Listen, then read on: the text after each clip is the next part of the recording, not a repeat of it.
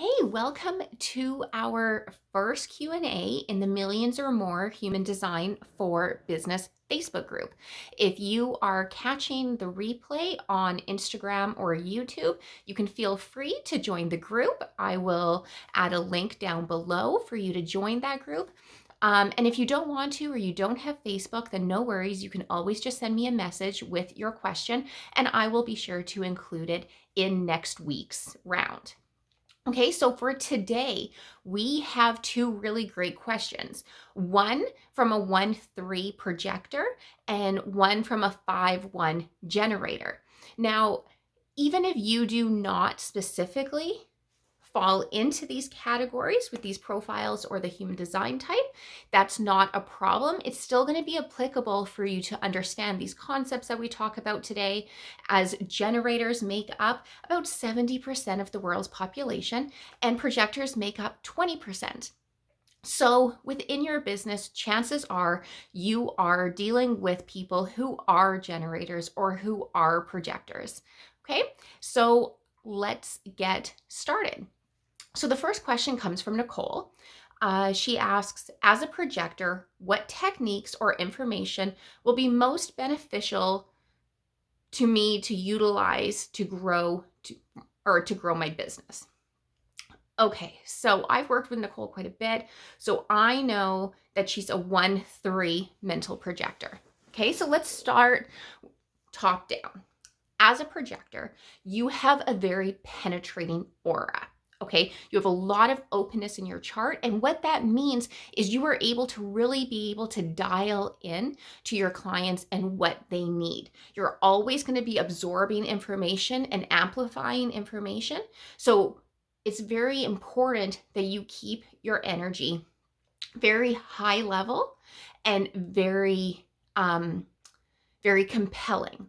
Okay, because of all the openness in your chart, you can be subject to a lot of societal conditioning and kind of revert back into like lower vibe aspects on the scale of expression, right? So if you are operating out of like a place of fear, or you are operating kind of out of place of judgment, as an example, then that can hinder your perspective when you are working with your clients. But what's great about being a projector and having so much openness in your chart is that you are really able to pick up on what people are going through, what your clients are going through. You'll be able to tap in and really understand where those fears or judgment really comes from. Now, I know that you are a hypnotherapist and coach, and you specialize in many things, but also spiritual development. So this is going to be really important for you, because when you are on like a sales call with a client, say, you're going to be able to really kind of pick up on what they need and be able to deliver that. Okay. Also, as a projector, you want to make sure that projected energy basically means that you want to be invited to be able to share what you know and your expertise, right? You don't have to be a projector to have projected energy within your chart. In fact, I'm a pure generator. I have a lot of projected energy in my chart. And what that basically means is that if you just kind of start spewing information at people, then it can be taken the wrong way. And then that can kind of repel people from you, right? It's kind of like if you ever had that friend who kind of just shares too much or always telling stories about themselves and it's just not really landing, it feels kind of out of place. That is the way it can be experienced by somebody else. So what you want to do is you want to be able to show up and you want to be able to talk about everything that you know, everything that you care about. You want to be able to talk to people. Now, we all have fractionals. I believe it's called fractionals. I'll have to get back to that. But what that basically means is it's like your soul people, right? The people who you're meant to connect with, the people who you're meant to teach, that you're meant to guide, right? As a projector, you are a guide. That is really where your genius is going to be. So there are going to be your people out there. Everybody has our people, right? You want to be able to find your people, speak your truth, and allow them just to come to you. You are going to be so, so, so compelling. And that is really when someone follows you or joins your group, someone books hypnotherapy sessions with you or coaching sessions, that is your invitation to express and to show everything that you know and your like deep well of knowledge. Okay. So your strategy is to wait for the invitation. And that's not exactly like a literal term, right? It's not like you're waiting for an invitation to come, but again, it's waiting to express your knowledge and your stories and everything that you want to be able to teach other people and guide other people to when you are feeling very appreciated, when you're feeling rewarded, when you are feeling recognized, okay? When you are feeling those ways and you're like, these are people who are asking me for my opinion and for my depth of knowledge, and they want to hear what I have to say. Those are the people. That means waiting for the invitation, right? You are invited to be able to share your experience and your knowledge with other people. So that's really how it's going to be most powerful. So when it comes to your business, then you definitely want to be able to express that through your posts and your content. Okay. So it's going to be very important that, like attraction marketing is really going to be important for you. That's going to be where you really show up and shine. Also being able to show up on video, allowing people to kind of feel that energy and be able to experience you, right? I would say that's important for like almost every type, maybe with the exception of one, but we'll get there when one of those questions come up. So you want to wait for the invitation, but the invitation really means that you are going to feel rewarded and you're going to feel very appreciated and like someone's asking for that information. Okay, so when you are writing posts, you want to come across that way as well. You want to share information. Now, I know just because I have your chart that you are also profile 1-3. Okay, the 1 is like a line 1 is the investigator. Okay, it's a resource bank. You have a deep well of knowledge. You love to go deep and to learn and to understand different concepts at a very, very deep level. And that makes you a resource, and that makes you like a wonderful person for your friends, for your family, for your clients to go to because you are so well informed. Okay. And then the line 3 is all about experience and being able to really experiment, right? So once you learn about something and you kind of get your footing and you're understanding maybe like a new concept, there's going to be this like urge inside of you in order to experience that, right? So you don't want to be too fixed in the avenue and the services that you provide. You want to allow it to kind of ebb and flow with what feels right for you, right? The line 1, it can be a little bit of a fixed energy, can make you feel as though you don't know enough in order to be able to proceed, right? But then the line 3 from deep inside of you is really going to like desire to experience everything that you know.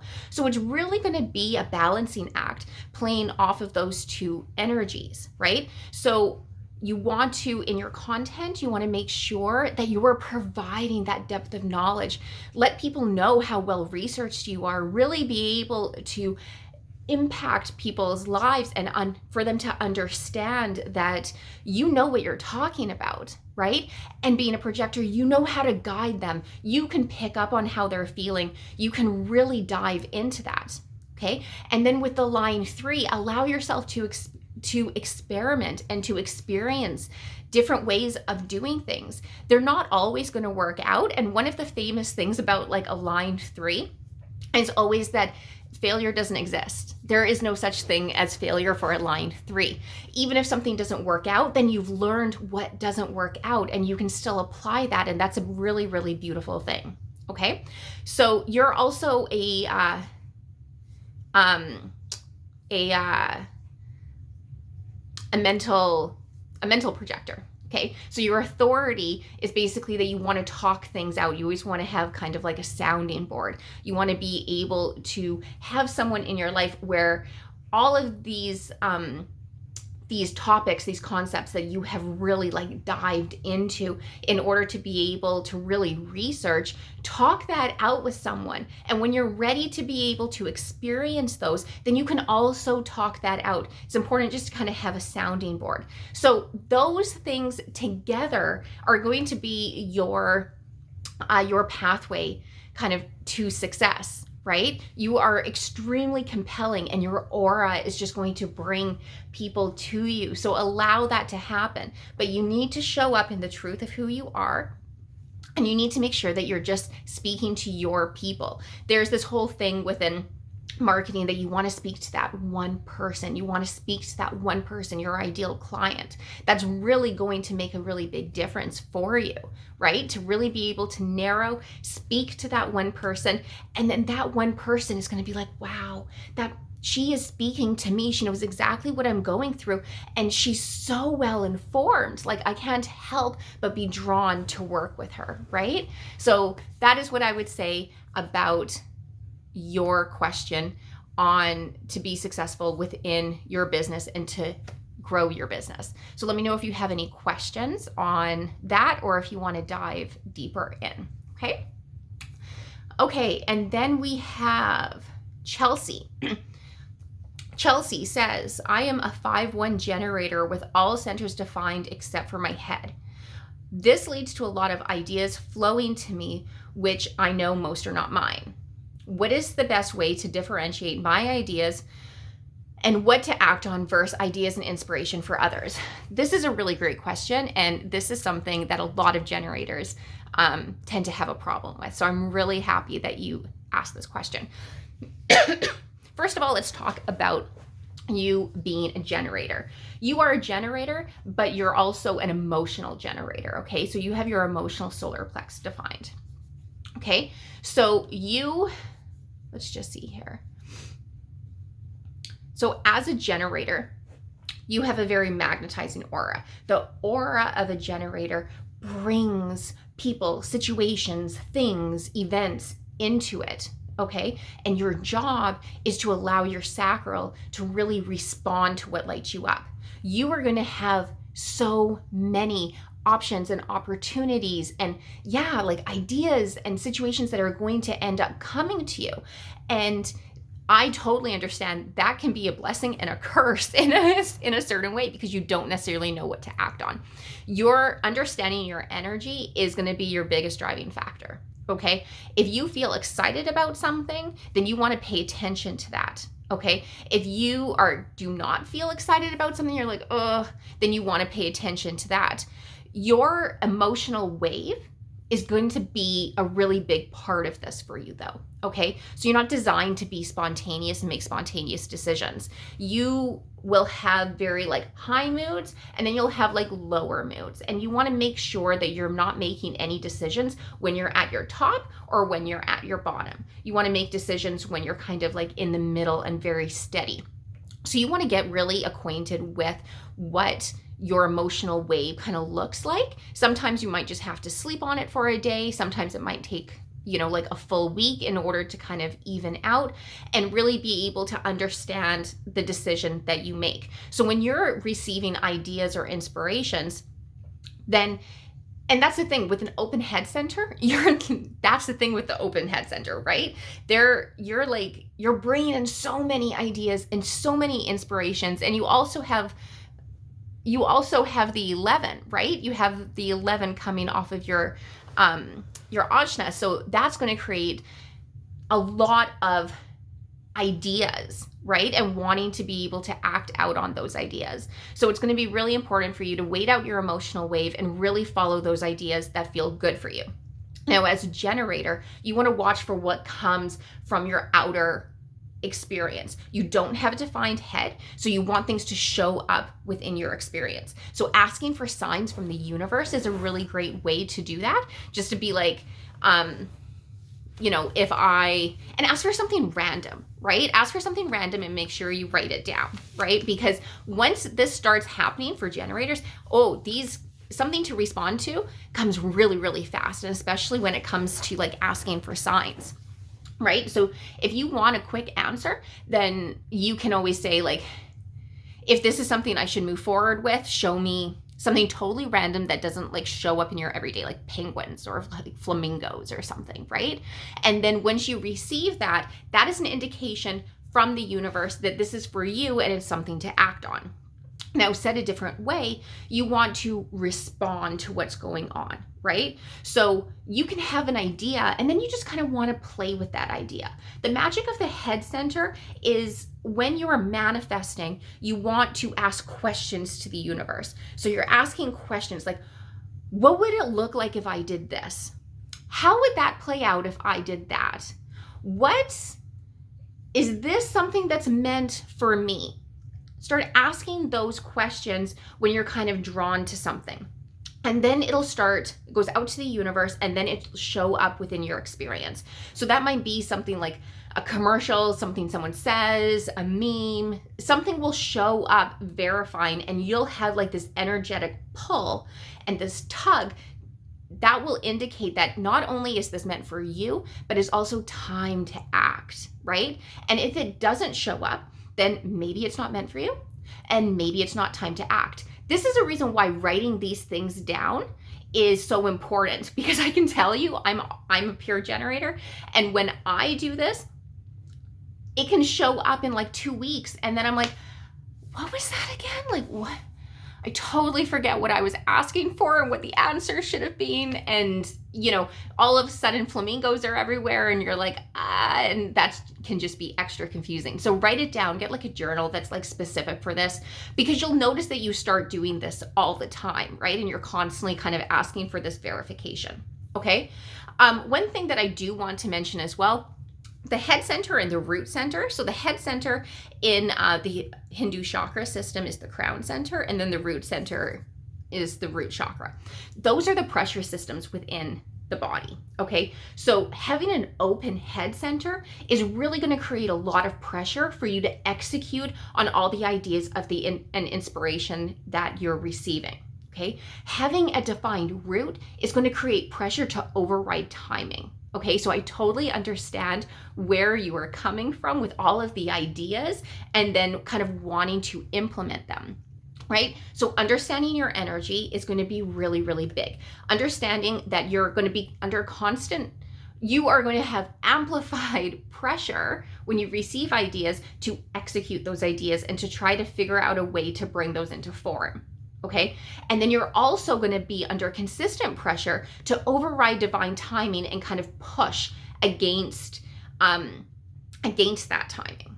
Okay. So in essence, your defined emotional solar plexus is going to be really like your stabilizing energy for you, is to really it's going to allow and kind of force yourself to give you permission to just wait and just to hold on for a second.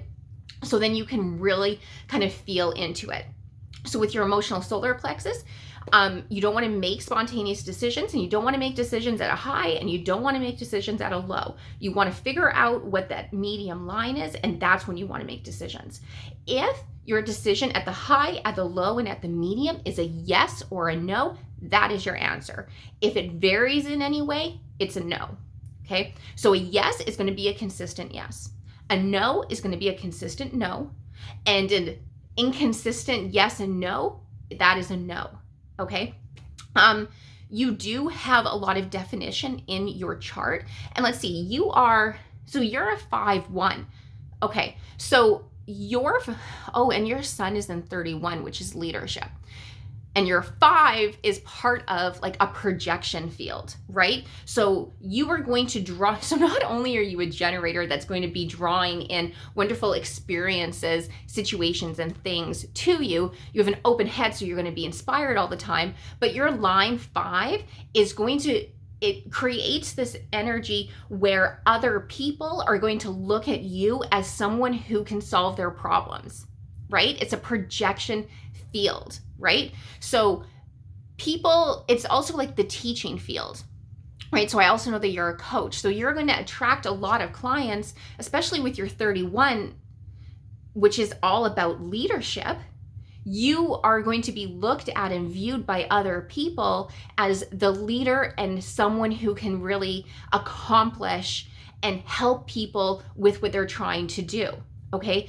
That can also be a blessing and a little bit of a curse. I'm a 5'3", so like, trust me, I get this energy. Or sorry, a 3'5".